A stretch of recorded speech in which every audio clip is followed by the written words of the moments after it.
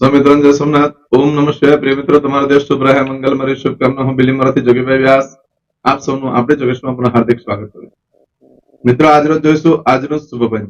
આજે તારીખ છે 15/1/2025 ને બુધવાર. પોષ વદ બીજ તિથિ છે.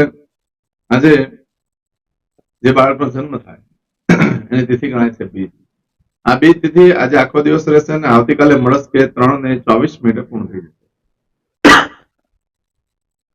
આજે જે બાળકનો જન્મ થાય તેનું નક્ષત્ર ગણાય છે પુષ્ય. અપુષ્ય નક્ષત્ર આજે સવારે 10:29 પૂર્ણ થઈ જાય છે અને ત્યાર પછી જે બાળકનો જન્મ થાય એનું આશ્લેષ નક્ષત્ર ગણાય છે. આશ્લેષ નક્ષત્રમાં જયારે જન્મ હોય તેની ચોક્કસ પ્રમાણે પૂજા વિધિ કરાવી લેવી, કારણ કે આ દોષ વાળા વ્યક્તિને જીવનમાં ખૂબ સંઘર્ષ કરવો પડતો હોય છે, સંતાનનો પ્રોબ્લેમ આવતો હોય છે અને માતાનું આરોગ્ય બગડતું રહેતું હોય છે, માટે ચોક્કસ વિધિ કરાવી લેવી. આજે જે બાળકનો જન્મ થાય છે એનો યોગ ગણાય છે પ્રીતિ. આ પ્રીતિ યોગ આજે આખો દિવસ રહેશે ને આવતીકાલે મળસ્કે 1:47 પૂર્ણ થઈ જશે. આજે જે બાળકનો જન્મ થાય છે એનું કરણ ગણાય છે તૈતિલ. આ તૈતિલ કરણ આજે બપોરે 3:18 પૂર્ણ થઈ જાય છે અને ત્યાર પછી જે બાળકનો જન્મ થાય એનું ઘર કરણ ગણાય છે. આજે જે બાળકનો જન્મ થાય છે એની રાશિ ગણાય છે કર્ક. કર્ક રાશિની અક્ષર આવશે ડ અને હ. કર્ક રાશિનો સ્વામી ચંદ્ર છે. આજે આખા દિવસમાં કોઈ પણ બાળકનો જન્મ થાય એ બધાની રાશિ કર્ક ગણાશે. આ કર્ક રાશિ 16 તારીખે સવારે 11:17 પૂર્ણ થાય છે, એટલે ત્યાં સુધી જે બાળકોના જન્મ એ બધાની રાશિ કર્ક ગણાશે. રાશિ તિથિ નક્ષત્ર યોગ કરણમાં જેનો પણ જન્મ હોય તેને ચોક્કસ પ્રમાણે પૂજા વિધિ કરી લેવી જોઈએ, જેથી કરીને જીવન સરળ બની જાય. આજે જે બાળકનો આજે જે કોઈ મારા સબસ્ક્રાઇબ મિત્ર, અમારા ઘર પરિવારમાંથી કોઈ પણ સદસ્ય ની વર્ષગાંઠ છે યા મેરેજ એનિવર્સરી છે, બધા મારી ઘણી ઘણી શુભકામના.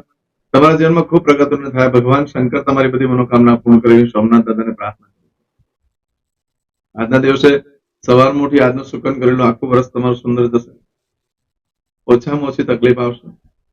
આજે જે કે મારા સબસ્ક્રાઇબ મિત્ર, અમારા ઘર પરિવારમાંથી કોઈ પણ સદસ્ય કોઈ જગ્યા પર ઇન્ટરવ્યુ આપવા જઈ રહ્યા છે, કોઈ નોકરી ધંધા માટે જઈ રહ્યું છે, કોઈ પરીક્ષા આપવા જઈ રહ્યું છે, કોઈ યાત્રા પ્રવાસ માટે જઈ રહ્યું છે, આજે કોઈ વિદેશમાં જઈ રહ્યું છે, આજે કોઈનું ઓપરેશન હોય, ડિલિવરી હોય, આજે કોઈની સગાઈ કોઈની છઠ્ઠી હોય, આવા કોઈ પણ કાર્ય તમે કરવા જઈ રહ્યા છો, જે કાર્યમાં તમને દિવ્ય સફળતા પ્રાપ્ત થાય એવી સોમનાથ દાદાને પ્રાર્થના કરું છું. આવું કોઈ પણ કાર્ય કરવા માટે નીકળતા પહેલા આજનું સુકન કરીને નીકળજો ઘરેથી, તો સારી સફળતા મળી શકશે. એમ તો આજે બુધવાર છે એટલે ઘરેથી નીકળો છો એટલે વડીલ વૃદ્ધ વ્યક્તિને વંદન કરીને નીકળવું જોઈએ. ઘરમાં દેવસ્થાનમાં વંદન કરવું જોઈએ, તેમજ પિતૃના જે ફોટા હોય તેને વંદન કરીને નીકળવું જોઈએ. આજે ગાયને ખાટા મીઠા ફળ ખવડાવવા જોઈએ, તેનાથી રાહુ અને બુધ બે પ્રસન્ન થતા હોય છે. આજના દિવસે તમે કોઈ કાર્ય કરવા માટે નીકળો છો ને પાવૈયા મળી જાય છે તો એને દાન દક્ષિણા આપી દો, એના આશીર્વાદ લઈ લો. કાર્યમાં ઘણી સફળતા મળી શકશે, વેપાર ધંધો વધી શકે છે. આજે આમ તમે કોઈ પણ કાર્ય કરવા માંગો છો તો તેના માટે પણ એક ચોક્કસ શુભ સમય હોય છે. એ સમયગાળા દરમિયાન તમે કાર્ય કરશો તો સારી સફળતા મળશે. આપણે તે સમય જોઈ લઈએ. આજે બુધવાર છે. આજે સવારે 6 થી 9 વાગ્યા સુધીનો સમય શુભ રહેશે, તેમજ સવારે 10:30 થી બપોરે 12 વાગ્યા સુધીનો સમય શુભ રહેશે, બપોરે 3 થી સાંજે 6 વાગ્યા સુધીનો સમય શુભ રહેશે અને સાંજે 7:30 થી રાત્રે 12 વાગ્યા સુધીનો સમય શુભ રહેશે. આવતીકાલે મળસ્કે 3 થી સવારે 4:30 વાગ્યા સુધીનો સમય શુભ રહેશે. આ સમયગાળા દરમિયાન તમે કોઈ પણ કાર્ય કરશો તો કાર્યમાં સારી સફળતા પ્રાપ્ત થઈ શકશે. એમ તો આજે તમારી કોઈ પણ વસ્તુ ચોરાઈ જાય છે યા ખોવાઈ જાય છે તો 7 દિવસમાં મળે, બાકી મળવાની શક્યતા બિલકુલ ઓછી. આજના દિવસે કોઈ પણ કાર્યનો આરંભ કરવો તો કરી શકાય છે, કોઈ પણ વસ્તુની ખરીદી કરવી હોય તો પણ થઈ શકે છે. આજના દિવસે કરેલા કાર્યમાં હંમેશા માટે સુખ, સમૃદ્ધિ, ઐશ્વર્ય પ્રાપ્ત થતું હોય છે. આજના દિવસે તમે જે કંઈ ખરીદી કરો છો એનાથી સુખ વધે છે, પણ જરૂર નથી કે તમે એને ભોગવી શકો, પણ નુકસાન ન થાય. એટલે આજના દિવસે ખરીદી કરવા માટે પણ શ્રેષ્ઠ, વેચાણ કરવા માટે પણ શ્રેષ્ઠ. લાંબા ગાળાના કોઈ કામ શરૂ કરવા માંગતો હોય, કોઈ મિલકત, પ્રોપર્ટી, ઘર વગેરે ખરીદી કરવા માંગતો હોય, ગાડી વગેરે ખરીદી કરવા માંગતો હોય તો આજે થઈ શકે છે. આજના દિવસે જે તમને કાર્ય કરો છો એનું સુખ લાંબો સમય સુધી રહેતું હોય છે. આજે પશુ ખરીદવા માટે પણ ઉત્તમ છે. આજે દસ્તાવેજ પર સાઇન કરવા માટે પણ ચાલે. આજના દિવસે ઇન્ટરવ્યુ આપવા માટે સૌથી સારામાં સારો દિવસ ગણી શકાય. આજના દિવસે તમે નવો વસ્ત્ર ધારણ કરો છો તો તમારા માટે સારી જગ્યાથી ઇન્ટરવ્યુ આવી શકે. કઈ જગ્યા પર તમે એપ્લિકેશન આપી હોય ત્યાંથી ઇન્ટરવ્યુ આવી શકે. ધનવાન થવાનો યોગ ઉભા થાય છે અવસ્થા ધારણ કરવાથી, અને વ્યાજની આવકમાં પણ વધારો થાય છે. આના દિવસે દરેક જણાએ અવસ્થા ધારણ કરવા જોઈએ, તો એનાથી ઘણું સુખ પણ પ્રાપ્ત થઈ શકે છે. પણ આવું બધું જે ફળ છે એ આજે સવારે 10:29 સુધી જ મળે. આજે સવારે 10:29 થી લઈ આવતીકાલે સવારે 11:17 સુધીમાં કોઈ કાર્ય કરવા માટે યોગ્ય સમય નથી. ખાસ ધ્યાન રાખજો. ન ખરીદી કરશો, ન વેચાણ કરશો. આ સમયગાળામાં દરમિયાન તમારી કોઈ વસ્તુ ચોરાઈ ગઈ, મળવાની શક્યતા બિલકુલ ઓછી છે.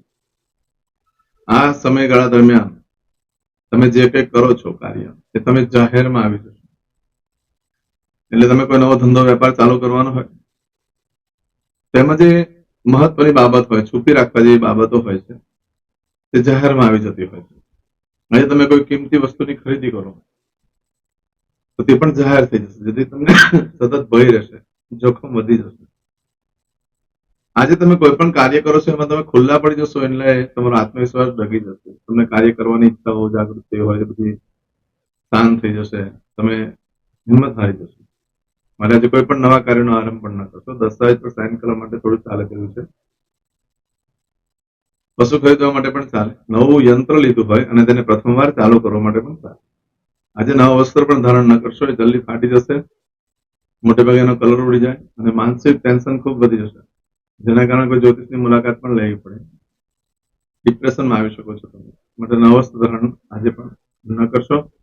આવું બધું જે ફળ છે એ આજે સવારે 10:29 થી લઈ આવતીકાલે સવારે 11:17 સુધીમાં મળે. એટલે આ સમયગાળા દરમિયાન ન ખરીદી કરશો, ન વેચાણ કરશો, ન કોઈ કાર્ય, ધંધો, વેપારનો આરંભ કરશો, ના તો કોઈ અવસ્થા ધારણ કરશો. બહુ યોગ્ય સમય નથી. ચમચીમાં પાણી લઈ લેજો. આપણે મહાશિવરાત્રી દિવસે યજ્ઞ રાખેલ છે. દરેક જણા યજ્ઞમાં પધારો. ભગવાન શંકરના આશીર્વાદ લેવા માટે આઠે શિવલિંગ બનાવવાના છે. ચોક્કસ આવશે. ચમચીમાં પાણી લઈ લેજો. અદ્યતન માસના માસોત્તમ બ્રહ્મ પવિત્ર પૌષ માસે શુભે કૃષ્ણ પક્ષ દ્વિતીયાયામ સૌમ્યવાસન વિત્તાયામ. હવે દરેક જણા પોતાનું સાચું નામ બોલી દો. તમારું ગોત્ર ખબર હોય તો ગોત્ર બોલી દેવાનું.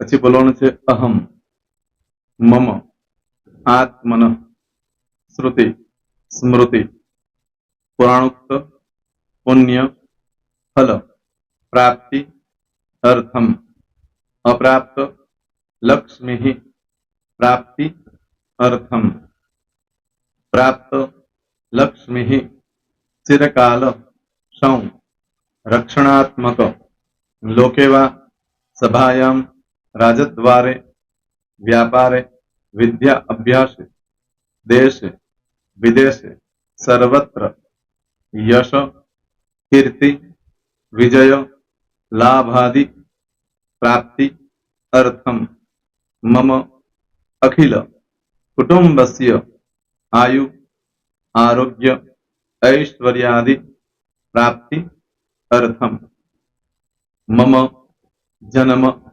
समय, तथा च विप्र, वृंदानां, जन्म, समय, जन्म, कुंडली, मध्ये, स्थित, ग्रहः, गोचर, ग्रहः, महादशा, अंतर्दशा, प्रत्यंतर्दशा, तथा च योग, युति, दृष्टि, मध्ये, शुभ फल, प्राप्ति, अर्थम, भय, रोग, शत्रु, बाधा, दोष, मारण, तारण, मंत्र, तंत्र, अरिष्ट, दोष, पीड़ा, निवृत्ति, अर्थम, भूत, प्रेत, पिशाचादि द्वारा रचित अरिष्ट, दोष, निवृत्ति, अर्थम, मम,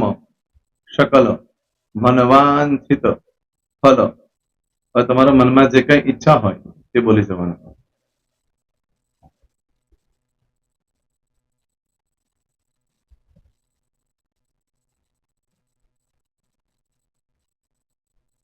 બોલવાનું અનુસારતઃ सकल મનવાંછિત ફલ પ્રાપ્તિ અર્થમ. હવે જે બરકતની પૂજા વાળા છે એ લોકો તો આ બધું બોલવાનું જ હોય છે, એ લોકો માટે કોઈ સ્પેશિયલ નથી. પણ જે લોકોએ હવે જે કહું છું તે લોકોએ જ બોલવાનું, જેના લગ્ન થઈ ગયા હોય એ લોકોએ બોલવાનું છે. મમ દાંપત્ય જીવન મધ્યે સુખાકારી પ્રાપ્તિ અર્થમ પુત્ર પૌત્રાદિ સંતતિ પ્રાપ્તિ અર્થમ. આ સંતાન પ્રાપ્તિ વાળા માટે પણ આવી જાય છે એમાં. દીર્ઘ આયુ આરોગ્ય ઐશ્વર્યાદિ પ્રાપ્તિ અર્થમ. તથા ચ, હવે જેના લગ્ન નથી થયા તે લોકોએ બોલવાનું. મમ જટટી વિવાહ યોગ પ્રાપ્તિ અર્થમ વિવાહ પશ્ચાત દાંપત્ય જીવન મધ્યે સુખાકારી પ્રાપ્તિ અર્થમ. હવે જે લોકોને સંતાન પ્રાપ્તિ નથી, જે લોકોને સંતાન પ્રાપ્તિ છે કરવી છે એ લોકોએ બોલવાનું. મમ દાંપત્ય જીવન મધ્યે સુખાકારી પ્રાપ્તિ અર્થમ તથા ચ દીર્ઘ આયુ આરોગ્ય ઐશ્વર્યાદિ સમન્વિત સંતતિ સુખ પ્રાપ્તિ અર્થમ. હવે જે અભ્યાસ કરી રહ્યા છો છોકરા વિદ્યાર્થીઓ છે તે લોકોએ બોલવાનું છે. મમ વિદ્યા અભ્યાસ મધ્યે ઉત્તરો ઉત્તર પ્રગતિ ઉન્નતિ સાનુકૂલતા પૂર્વક દિવ્ય સફળતા પ્રાપ્તિ અર્થમ. હવે જે લોકો વિદેશમાં જવા માંગતા હોય કે શીખમાં જવા માંગતા હોય, મતલબ ભારત દેશની બહાર જઈને ધંધો વેપાર કરવા માંગતા હોય એ લોકોએ, અથવા વિદેશ જવા માંગતા હોય કાયમ માટે, એ લોકોએ બોલવાનું છે. મમ જટટી વિદેશ ગમન યોગ પ્રાપ્તિ અર્થમ વિદેશ ગમન કાર્ય મધ્યે સાનુકૂલતા પૂર્વક દિવ્ય સફળતા પ્રાપ્તિ અર્થમ. આરોગ્ય વાળા બોલવાનું છે, જેને આરોગ્યની પૂજા આપેલી હોય એ લોકોએ. એમ તો દરેક જણા જ બોલવાનું. બોલો મમ આયુ આરોગ્ય ઐશ્વર્યાદિ પ્રાપ્તિ અર્થમ.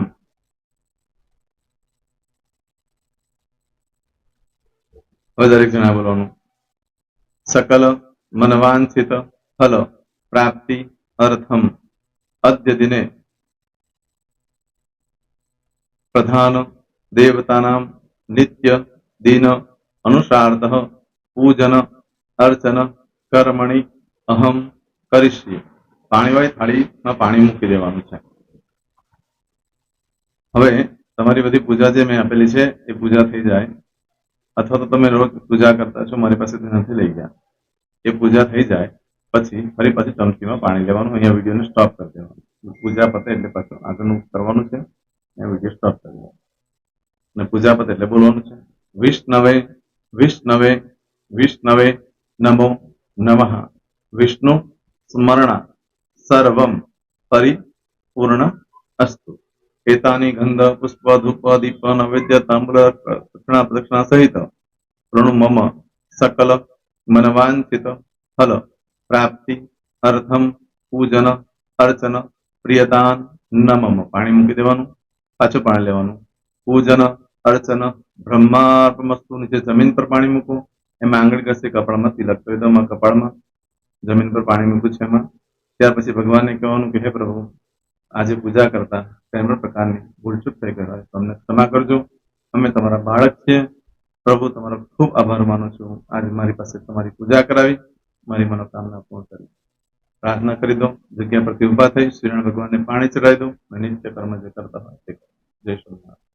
તમારો દિવસ શુભ રહે, તમે અને તમારો પરિવાર સુખી રહે, સંપન્ન રહે, સુરક્ષિત રહે, એ ભગવાન સોમનાથ દાદાને પ્રાર્થના. તો મિત્રો, તમે મારા વિડીયોને લાઈક ના આપી હોય તો સૌથી પહેલા લાઈક આપી દો, અને ત્યાર પછી જો તમે મારી આ ચેનલ સબસ્ક્રાઇબ ન કરી હોય તો સૌથી પહેલા સબસ્ક્રાઇબ કરી લો અને બેલ આઇકોન ઓલ પર ક્લિક કરવાનું ભૂલશો નહીં, જેથી કરીને સૌથી પહેલા નવી વિડીયો જે કંઈ મૂકું એ તમને મળે. મિત્રો, કંઈ પણ મૂંઝવણ હોય તો મને આ નંબર પર તમે ફોન કરીને પૂછી શકો છો. મારો મોબાઈલ નંબર છે 9825546459. મિત્રો, કોમેન્ટ્સમાં જય સોમનાથ લખવાનું ભૂલશો નહીં. ફરી પાછા નવા વિડીયો સાથે મળીએ. ત્યાં સુધી સૌને જય સોમનાથ.